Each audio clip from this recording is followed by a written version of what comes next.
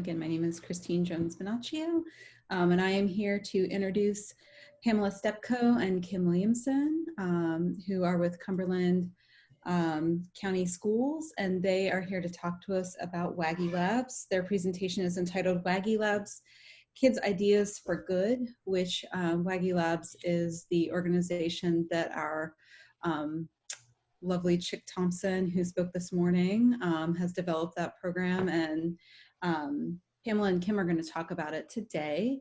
So I just want to give a brief introduction. Pamela Stepko is the assistant principal at Cumberland Elementary School in Cumberland, Virginia. She has 12 years experience as an educator, having served as a teacher in elementary education for 10 years and as an administrator for the past 2 years. As an educator, Pamela is motivated to serve education through her commitment to high expectations for all children. She believes every child has a pathway to the highest success when provided with the individualized tools of support. It is her goal to ensure that all children exceed their highest potential every day and receive the foundations conducive to becoming an influential member of society. Kimberly Williamson is the talented and gifted coordinator and interventionist with STEM curricula at Cumberland Elementary School. She has been with Cumberland Elementary 7 years, having previously served as a special education paraprofessional in the classroom. And with that, I'm going to go ahead and turn it over to Pamela and Kim. Thank you. Thank you, Christine. Go ahead, Kim.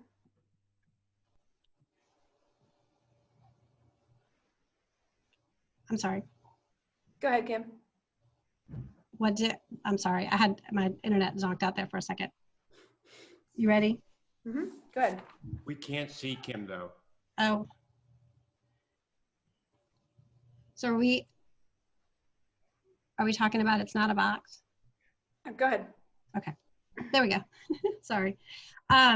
So I think that Chic spoke to everybody this morning about pivoting and talking about it's not a box, it's a fort or a boat or a garage for your tractor maybe. Those are all answers that our students have given us when we ran that at the beginning of our WagiLabs. They would all sort of just hold up their box and call out what they imagined it to be. And so there is a workbook, you know, that goes along with this, but it's really not a curriculum. It's not the thing that you're going to just search it on the internet and just sort of download it and hand it off to your kids and just sort of let them work on it at their own pace and come up with an idea and protect that idea and then sort of present it to the class, right? It's not, it's none of those things. It really is every single time about the journey of the students. And it really is sort of a journey for them. Yeah, you use the playbook, but really it's at its core sort of taking the kids out of the regular classroom and the constraints that they see and the norms that they have, and just having them sort of share their passions and their ideas with each other. And they end up finding this really great common ground that lets them sort of relax and take this journey together. And they share their ideas and their solutions, and it really does become about them together and us versus just a me and a my project kind of thing. So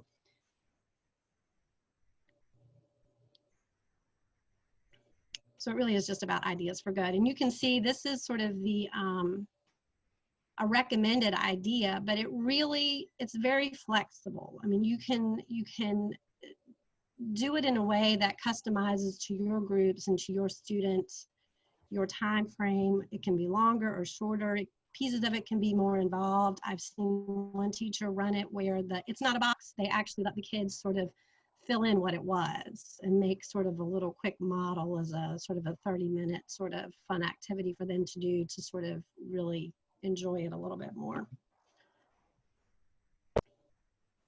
Great. So hi, my name is Kayla Canario, and I work for the Oak Ridge Institute for Science and Education, and I'm working with Chic Thompson, the creator of WagiLabs, to try to bring as much professional development as humanly possible to as many teachers who might be interested in implementing something like WagiLabs with their students. So I want to quickly give you, we only have an hour to tell you about many hours worth of things. So I want to show you this overview of what the journey through WagiLabs really is. And I'm not going to read you all of these things, but what's important to look at are the blue sections. And it takes kids through the sea of curiosity, the islands of compassion, the oceans of courage, and the crossroads of connection. All things that bring skills and confidence to your students through activities and fun things that they can do. And that's what you'll find in the WagiLabs curriculum. So we're going to take you through a few of these activities that we have time for today that you can kind of see modeled and maybe even participate in some yourself. So we're going to just focus on one activity about curiosity, one activity about compassion, and one activity about courage, because those three things together are what creates what we call kidpreneurs, or social kidpreneurship, where kids are coming up with ideas for good, but not just coming up with ideas, they're implementing them, they're doing them, they're connecting with community partners, and they're really making a difference in the world.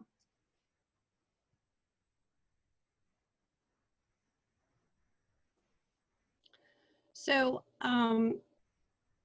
we at Cumberland, we kind of approach this, and we believe that really conducting the WagiLab outside the box as much as we can, whether it's picking the location, the class, not necessarily even a classroom that we use, just somewhere outside of what they normally do, breaking the mold a little bit. And so thinking back to what it's not, right, and what it is, we always try to choose an interesting space. So last summer, I purposely chose a classroom in the high school that opened out into the agriculture students' gardens. And there were benches and tables and a great sidewalk out there.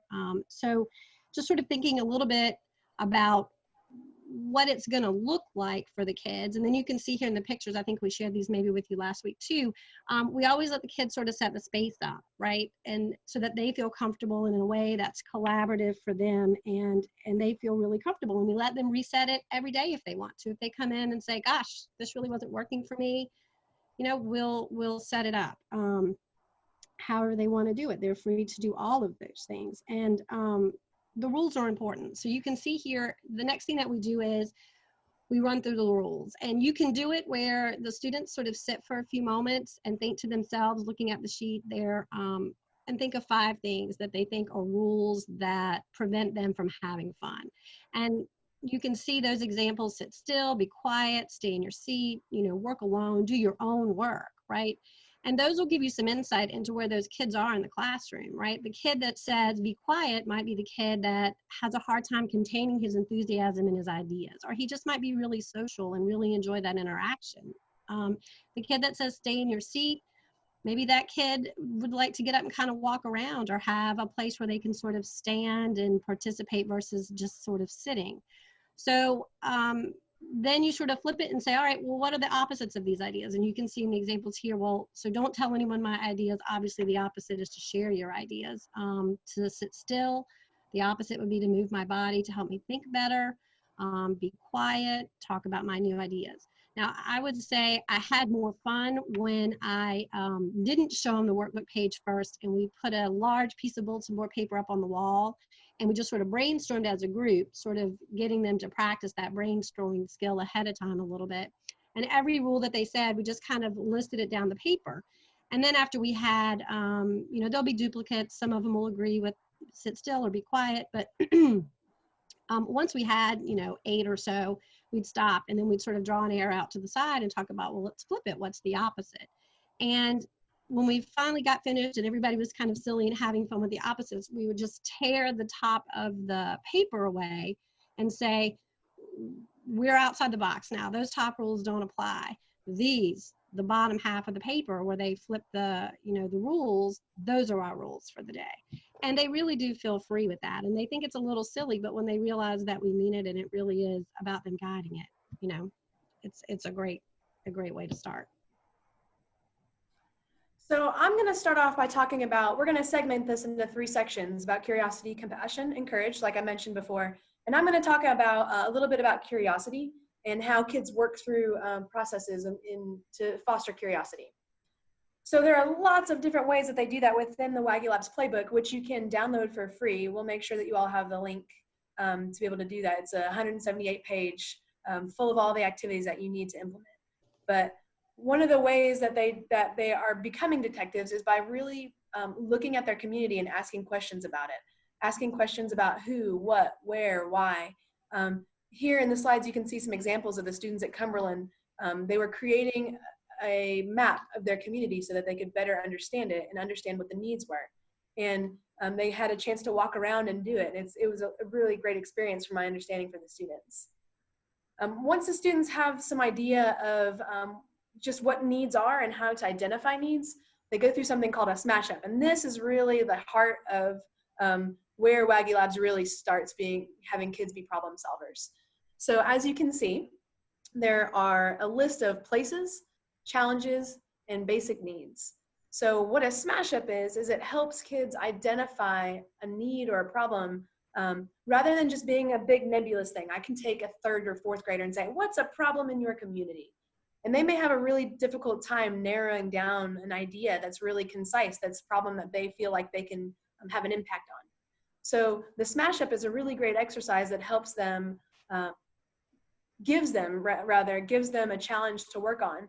So what you do is you have these 3 columns, and you can roll a dice or choose random numbers or put them in a hat and draw one or use a spinner. I'm going to use a die today because I have an online virtual dice that I can use. And you just have them fill in the narrative here on the right side and then have them work through some questions on it. But it's not really that simple because a lot of times if we're not thinking out of the box, it's hard for us to really understand the needs and the problem that gets listed because they're randomly selected in our case. So Chic, Kim, Pamela, and I are going to attempt to do one for you right now. We have not prepared this. I have Google's virtual dice pulled up right now. I'm about to roll, and we're going to choose a random place, a random challenge, and a random need, and talk it out together in a way that you might imagine your students talking it out if you use this with students. So here we go, guys. You ready? Yep. All right, our place is... Oh, we don't get to see. 3. I don't want to lose the page. The place is 3, which is park. A park? Okay. The challenge is 4, which is bullying. And the basic need is 2, shelter. Ooh, this is going to be a tough one. Okay, so if we look over there on page 45 on the right side, you can see that our challenge sentence goes something like this. Bullying cause problems with shelter or keep people from getting the shelter they need. All right, team, think about it. I mean, okay, so right out of the bat, I'm thinking of my daughter who's very fair skinned. And if she were at the park getting bullied, and maybe she would not go to the shelter where the other kids were to get out of the sun, maybe. I don't know, right off the top of my head, that's what comes up. Yeah, I was thinking the same with a lightning storm. So we have flash flooding here sometimes. So a lot of times we're having to take cover really quickly. And thinking the same thing if somebody was being excluded purposefully and could create a dangerous situation because of lack of shelter, like your daughter with the sun. Oh, I like that though, because your idea includes not just kids, which is where my mind goes right away, but it includes the adults too. Right, it would be anybody in the area. Yeah, yeah.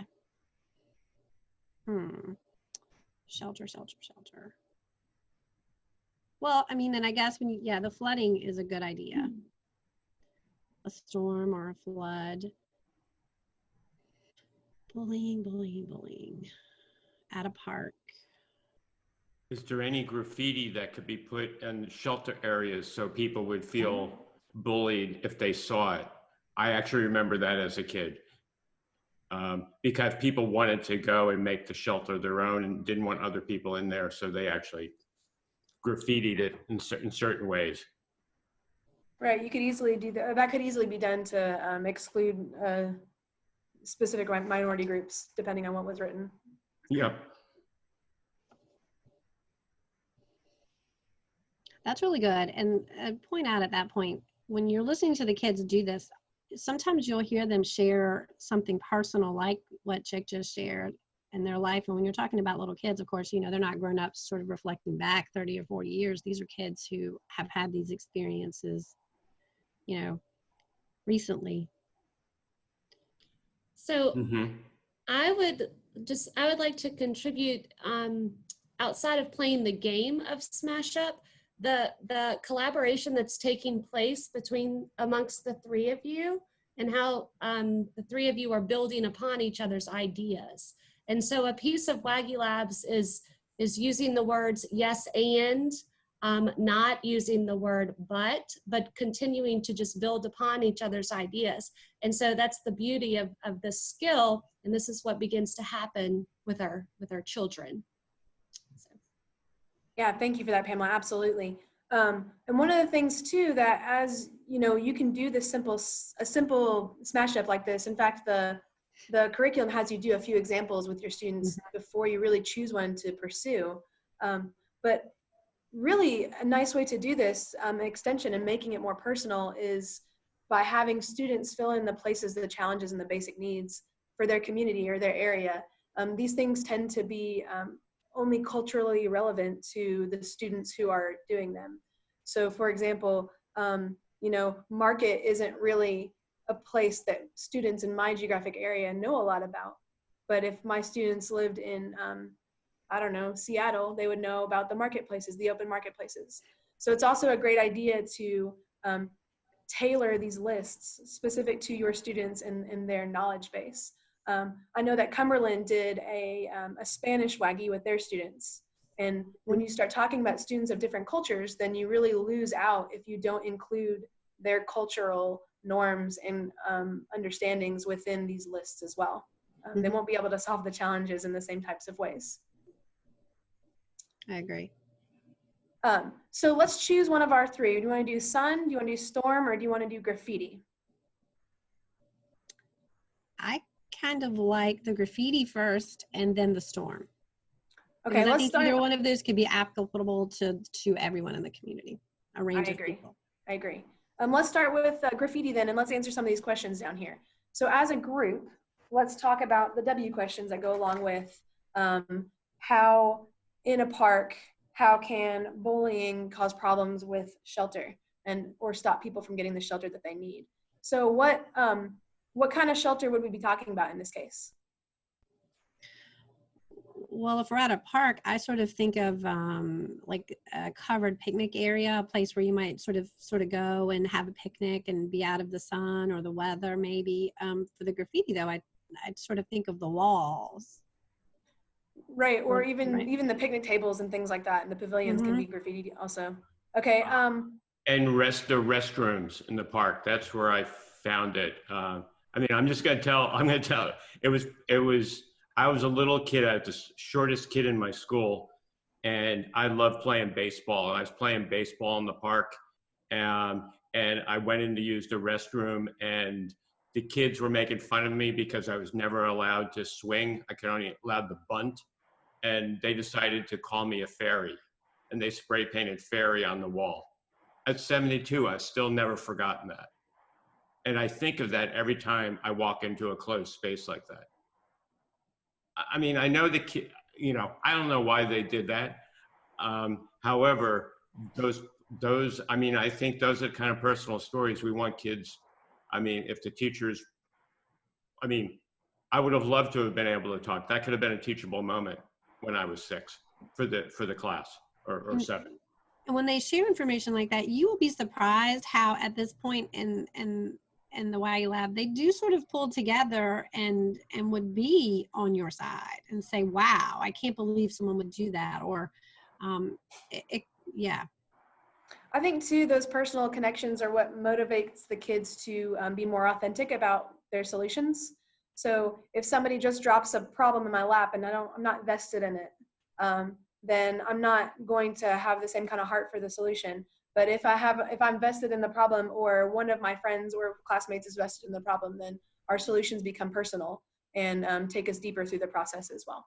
So that's just an example of a smash up. It's a really powerful tool to get your kids thinking and talking, but it also starts the whole process of WagiLabs, which is finding a community problem and need and brainstorming a solution, and then finding a way to actually implement the solution. So I'm going to pass it on for somebody for compassion.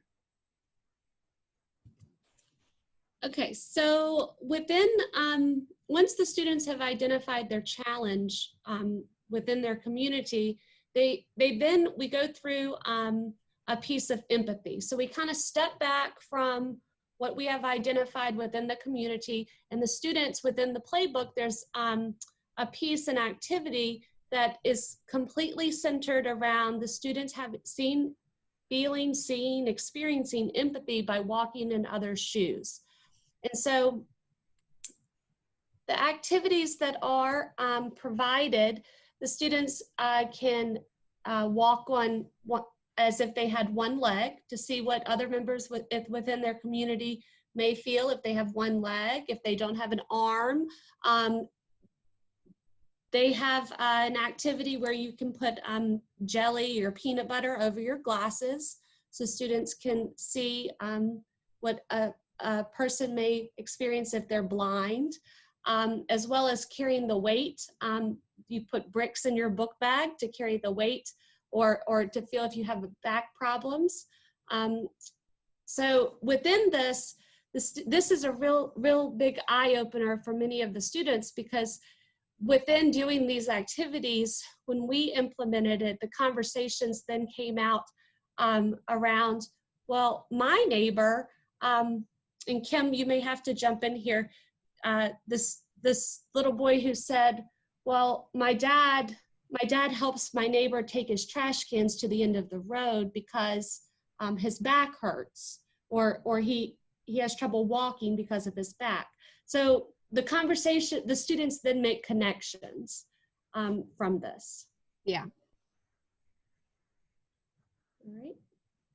So here's some images from a group of our students who participated in these activities. And they really, when you say, go ahead and put the jelly on the glasses. What? Really? You want us to put jelly on the glass? They get super excited, and they really do like this activity a lot. Yes. So once they've gone through these pieces, they really define their challenge, they're working towards defining their challenge. Their goal is to collaboratively define it, but fine-tune it. And so here's a sample of the front one here, where the students in Cumberland, there's no place for amusement. This was where they identified they wanted an amusement park, but the purpose behind that, they wanted a place where they could spend time with their families, and they ended up coming up with a putt-putt course. And so STEM and math and all types of things were incorporated into this, and Kim can tell you more of those specifics. But in the back left here, you'll see this was the one that Kim and I participated together during the summer, a couple summers ago, where the students identified they had the environmental project. And so with them creating this, defining this challenge, it really went through many pieces of revising and editing and collaborating and collaboratively coming up together with this final challenge. You want to keep going, Kayla? So in doing so, they're asking the questions: what if, why not, and what would we never do? So the WAGI ways are to build upon, build on each other by asking yes and, what if, continuing to grow each other's minds and grow the ideas, that one idea is not the only idea and that there's not one right answer. And so here are some examples of our students brainstorming, you know, not confined to a seat, a desk in the classroom. We utilized the hallways. We wanted them to move. That we wanted to provide them opportunities to have their best learning, just as we as adults do. So just within this, and this goes back to the opposite of the rules, working from home, I have learned that, you know, I could be brainstorming with my principal on a Zoom meeting, but I am doing yoga on the floor as we are planning for the next school year. So we want to provide those same opportunities for our students and give them that flexibility to have their best learning. Kim, is there anything you want to add into there? I would just add that you can see all of the different, the writing on the posters. We went ahead and let them, while they were brainstorming, sort of give each other feedback. So those are questions that they have about the idea on the poster, or encouraging words, or ideas about, yes, and this is great, and what if it did this, or, you know, what if it had ice cream? So that was a really a great way to sort of combine those activities together. I'd like to plus a little bit too on what Pamela was talking about with empathy.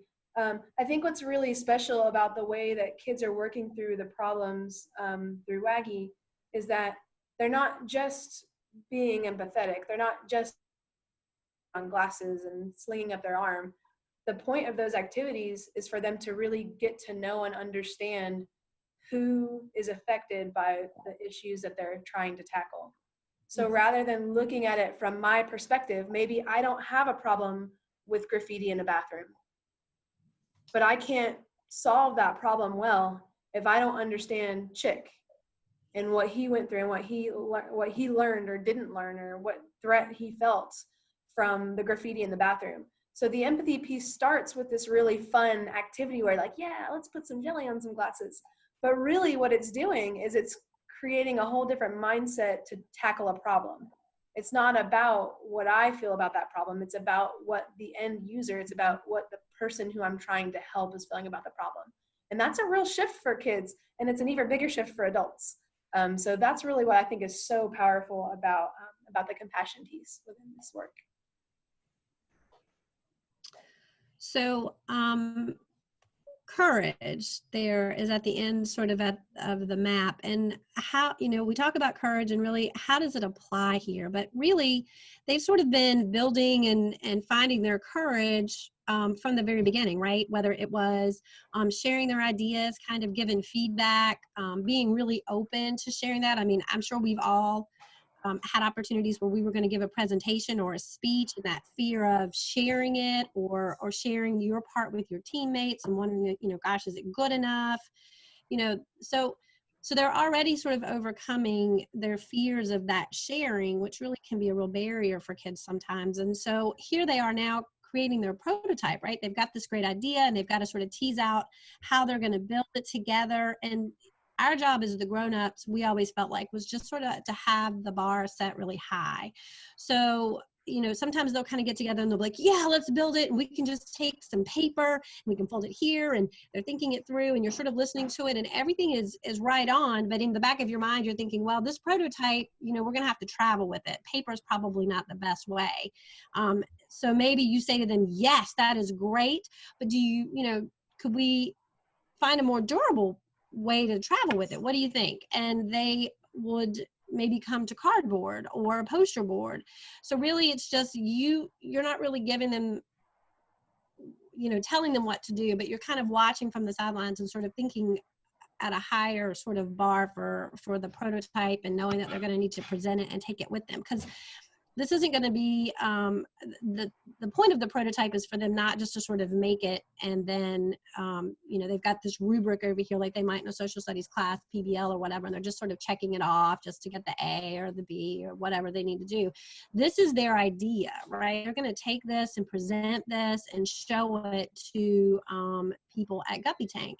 And so we haven't had an opportunity for a couple of them to do a Guppy Tank against others, but my golf group, and you can see their prototypes here across the bottom of the screen, because their golf holes were related to local businesses, we were able to invite them in, and they did have to create their speech and give their presentation to this group of people as if they were business folks, and try to and let them know. So they would step up and they would speak to the ranger from Bear Creek who's in charge of education and say, look, this is the prototype of the hole that you might have in our putt-putt golf course here in Cumberland. And here are the ways that you, as Bear Creek, can reach out to the community, whether it's education through Smokey the Bear Day, or it's, you know, they really had to sort of think about why would this business want to participate on this particular hole? What's in it for them? How can they help the community? And does the community need that help from them? And you'll be surprised. I mean, it was great. It really was really good. But they just, you know, working on a script, practicing how they're going to present their prototype and sell it to whoever for whatever it might be is important. And just having to overcome that fear of the presentation and sharing that idea with a group of grown-ups, it's important. And you can see here's where they're speaking as a group at the beginning. But really, it's the belief in their idea, right? That belief that this idea is going to make a difference in their community, and that just sort of overcomes that fear and gets them through and working on making it happen, I think.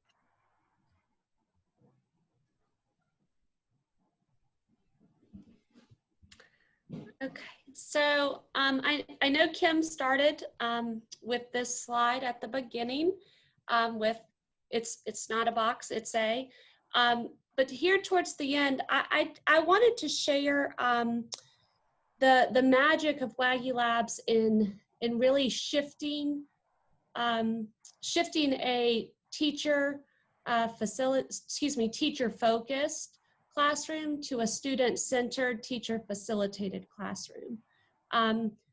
When I implemented this program for the first time, it was amazing in not only the transformation that it does for the students, but it does the exact same piece for our teachers. And so we thought that it was important to share this one piece, because we have talked about you know, the program, the layout of the program, but we did want to share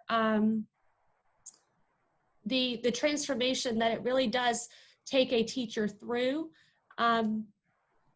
outside of, you know, the regular standards of providing opportunities and the flexibility that really the program is going to, the program provides the opportunities, the children lead the teacher. So wherever the students decide that they're going to lead the teacher is then there to facilitate and provide the support and integrate the standards of meeting, of enriching where the students are taking them. So it definitely is a great tool, a framework for if you have a teacher that you are working towards kind of taking out of the box and giving a little more freedom to the students. This is going through, I call it the Waggy Boot Camp. It definitely does provide that opportunity. Just as much as it does in releasing our students to have that freedom to explore, come up with their ideas, and to continue to build on their learning, it does the same for the adults in charge. Really not the adults in charge, because the adults are the ones following the students. They're there to provide the supports for the students. Awesome, thank you, Pamela. I think that's a huge piece of this, is that it's different and it's doing things differently, but it's because it's doing things differently, the kids are building the skills more than just learning individual pieces of information. And they're building a confidence that they can change the world, because they really can, because they're going to have an idea that is supported and possibly even funded through Guppy Tank. So we've had to give you a really quick rundown, though I understand that some of you have a little bit of knowledge of WagiLabs anyway. So I want to talk about some of the changes that have happened recently within WagiLabs. One of the real exciting changes that's happened is that there's been a real integration of STEM topics and STEM skills within the playbook, but then also there's a little bit more coming up too. So as you can see, there's the design cycle, which has been being used now throughout the designing of the solutions for the problems throughout the playbook. But also there are experiments that run through the entire experiment, the experiment process, several of them within the playbook that are getting your kids to integrate STEM. And it's not calling out STEM, but it's integrating it into what's happening within the problem solving. So you might have seen in the playbook before when we were doing the smash up, it was about germs. Well, the next portion of the playbook is an experiment about germs and shaking hands, which is pretty timely right now, actually, but was created and published before we found ourselves in the current situation. But the STEM experiments and engineering design builds are built in to the playbook and are a really exciting new thing that's there for schools to use. There's also a whole different book called WagiSpace. WagiSpace hasn't been released yet. It will be really soon. And it's really exciting. It was co-authored with, Chic Thompson co-authored it with Kathy Schubert, who was the deputy director of NASA. And it's really STEM heavy as well. And the pinnacle exercise, I think, within WagiSTEM is the creation of a space diaper. So kids get some background information about gravity and are posed with this problem of, like using the restroom in microgravity or no gravity. And they're given the task to brainstorm a solution of a space diaper, which if you're talking with 3rd through 5th graders is really, really hooksome. So it's right up their alley, and it's really exciting. So WagiSpace is a whole separate resource that is especially STEM heavy, purposefully STEM heavy outside of the playbook, which has STEM integrated now as well. So we've had to give you in 40 minutes what you might want to do in 14 different sessions with your students. So please know that there is so much more than what has been talked about. The WagiLabs playbook is available both in English and Spanish for free download at the WagiLabs website, which I'll drop here in the chat in just a moment. But if you're really interested in bringing this to your school, either as an after-school program or Cumberland's has done it after school, but they've also done it in summer school. And there are places where they're working on integrating it into STEM classes or even regular education classes during the school day. So it's really highly adaptable to what you want. But if it's something you're looking for, Chic is available to do training with your staff and your team who wants to implement. And we're also working on doing virtual trainings this summer. So if you're interested, we'll continue to send out links to virtual trainings, one-day trainings that we're trying to get teachers to feel comfortable being able to implement these activities with their students. We've mentioned Wagi Spanish a few times. Kim led a Spanish language Wagi group. Kim, do you want to talk about that for a moment? I would just say that the conversation, well, yes, we did. So my elementary principal was really super excited and came to me with the idea. And of course I said yes, because duh, why not? Why hadn't we thought of it before? And those children were in ESL or English language classes. They were a little behind maybe their peers. They were in remediation. They were doing help after school. So this was really an interesting opportunity for them to get together in a different way and talk about their community and have these conversations and have people listening that don't normally listen, which just each other too, but the conversation, there were parts of it that really broke my heart. When they started talking about rental property and issues that they had with the landlord, for instance, you never know when you go into a WagiLab what's going to happen, what the kids are going to talk about, what kind of organic conversation is going to be there, and where they're going to go. You just kind of go with it, and they amaze you every single time. And these kids really felt strongly about their homes, and our community, we're very rural. There's not very many places to live. And so the conversations were really about, yes, we needed a grocery store. Yes, everybody struggles with the internet, but really it came down to just their home. And if they weren't happy with where they were living, trying to find somewhere else to live was an hour away. And that didn't work because then, you couldn't keep your job. And so just all of these things these kids are thinking about and they're going through, and you don't necessarily know that, just seeing them in the hallway every day if you're not their regular classroom teacher maybe. So they're important conversations to have. And when they feel like that they can come together and make a difference, you just can't replace that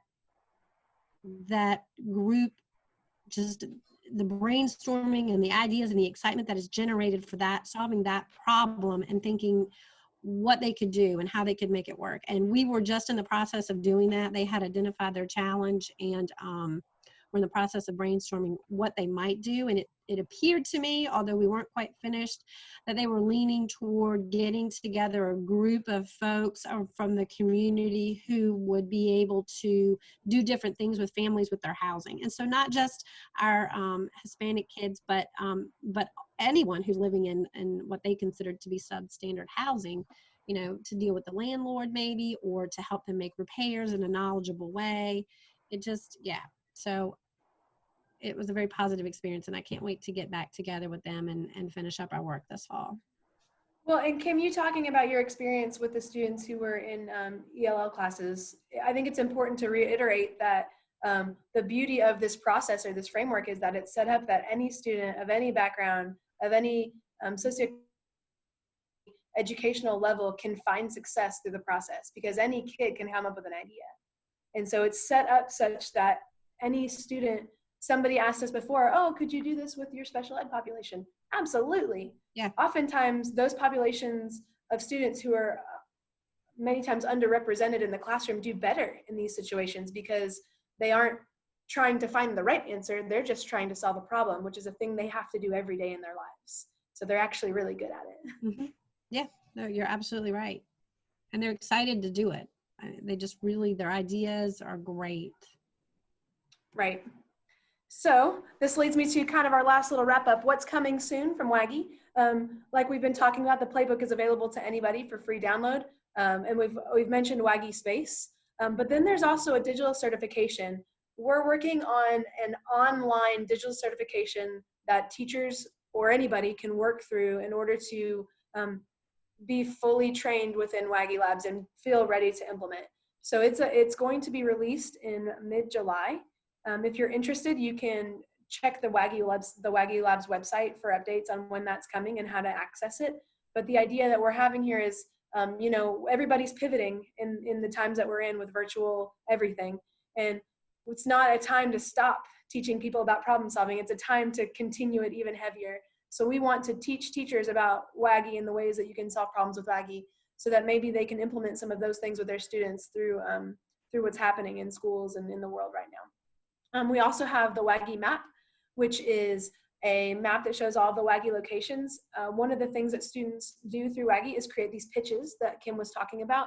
And it's a really big deal for us to try to get kids to give each other feedback. And while kids in Cumberland can give kids in Cumberland feedback, how great would it be if we could have kids in Chicago giving kids in Ghana feedback, giving kids in Cumberland feedback, giving kids in Navajo Nation feedback. So we're working on building out a map that allows us to post pitches and have other people give feedback to those students. Of course, everything will be filtered through the teachers, but be on the lookout for that and information on the website for that. And also WAGI cards, which we're really excited about. Another pivot, whereas maybe schools are not going back and able to implement after school programming like WagiLabs. The idea of being, how can we engage kids in problem solving? That's not a 14-day thing. It's not a whole cycle, but it's a 50-minute thing. It's a 30-minute game that they can play at the house with whoever's there, or even by themselves. So the WAGI cards are a game that's being developed that will be released in July, that can be printed from home or as a hard copy, that kids can work through the problem solving process and the smash up process through a game like scenario, instead of having to wait until they can get back to Kim or Pamela to walk them through the process. Yeah. I would like to add something, if I could, Kayla. Just so we have had large organizations reach out to us too, because they were so surprised to see this concept of kidpreneurship. So early on, we got full endorsement by the National After School Association, Gina Warner and the whole association. We've been endorsed by the Better Business Bureau. They actually want to team up with us and have their folks come on in and teach about business ethics. They've been looking for a way to be able to teach in elementary school about ethics. So we call it the sniff test, WAGI with the sniff test, and then the golden rule. We've just teamed up with Operation Smile. That's, they have done 250,000 free cleft palate operations for kids around the world. And they also provide community education. And when Dr. Bill McGee saw what we were doing, he said, we want your help. And so we're now, WagiLabs is being incorporated along with their community education. And we're going into wherever Operation Smile is, whether it be Vietnam, Colombia, South America, where I think they're in Costa Rica right now, but wherever they're performing, WagiLabs will be there helping to provide educational materials, and will be working with their health providers. We got a contact this morning. They want to put WagiLabs in Cape Town, South Africa. So we're already starting up in Joburg and Pretoria. So this will be our third in South Africa, along with Ghana and Nigeria. So the big picture here, as Kayla mentioned, is how do you have a global guppy tank of kids around the world sharing empathy? Could there be a empathy box that gets sent from one location to another? Could there be an empathy journal? Could there be, I don't know. All I know is when someone comes up with an idea and we like it, we have one word: yes. Yesterday, a woman from Tennessee said, hey, I've got a mobile STEM unit. My goal as I go into retirement is she wants to travel. Is it Tennessee, Kayla? Yes. She wants to travel in Tennessee in her mobile STEM unit. She said, can I teach WagiLabs? So we've got one response: yes. And we might help fund you because we're well endowed. And if we like ideas, we primarily fund kids' ideas. However, in regarding somebody like that with a mobile STEM, I mean, I'd always love to see Waggy on a bus. I'd love to see Waggy in a treehouse. If someone's got that idea, we'll fund it. So I pass the baton back to you guys. Thank you so much. So I think that we've shared what we wanted to share in the time that we had. And so this is a really great time. If anybody is interested in asking any questions, you've got two people who have implemented it with students, and you've got the creator here with you. So we kind of want to open the floor for questions. You can either unmute and talk, or you can put them in the chat and we can work from there.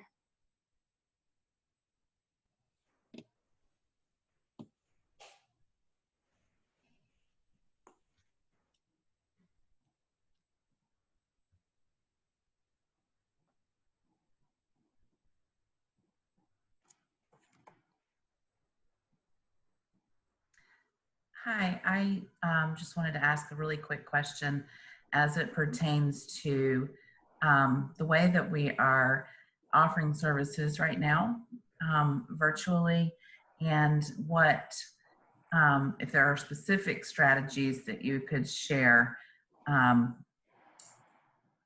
during these times. You know, I think that when we get back together in person in programs and in schools, things are going to look very different. And in my mind, I think that this would be something that we could implement in lots of different ways. But I was just curious as to if you've thought a little bit about that moving forward, or we're thinking about potentially putting some best practices for virtual WagiLabs together. Kayla, will you start off with that one, and then I'll play into that, and please, Pamela and Kim.